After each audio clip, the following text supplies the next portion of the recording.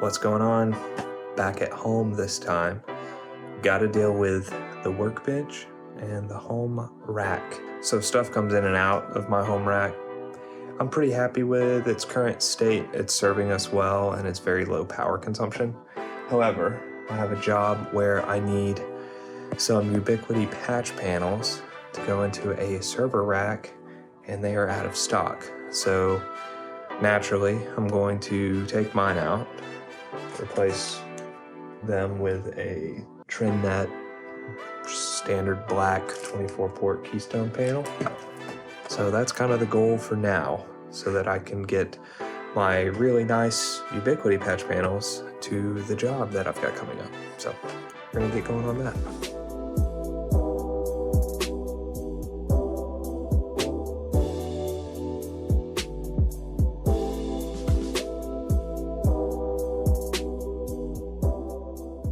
So I figured now might be a decent time to kind of walk through my really basic setup here.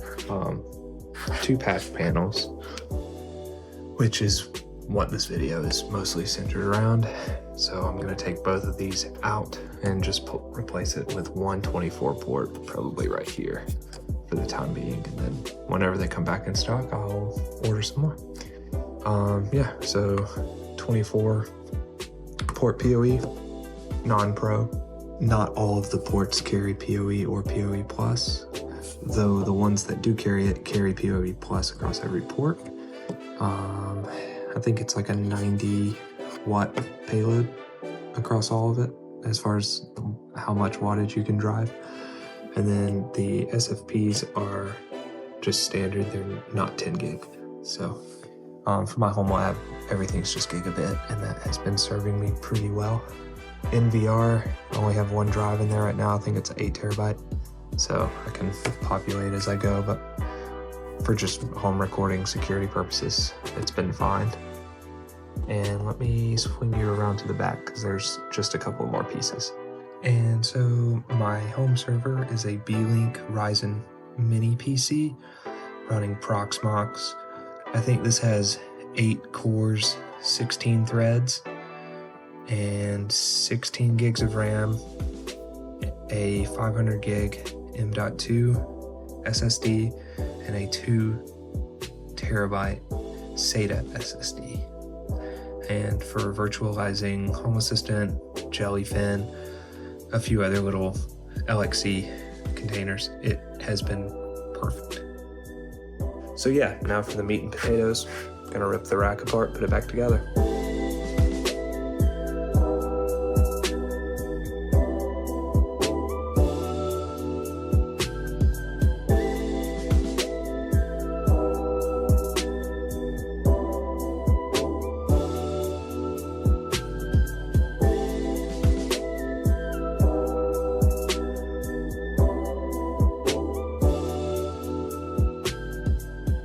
So yeah, out with the nice and with the not so nice, but temporary.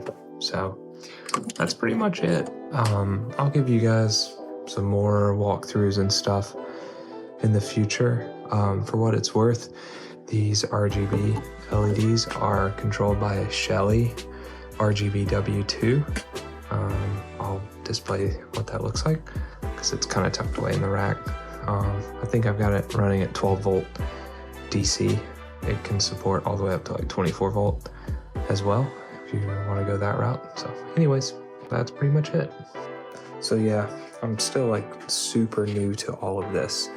So you guys will have to just give me some grace as I figure out the format, what works, what doesn't. But for now, I'll just kind of bring you along on certain little projects whenever I can.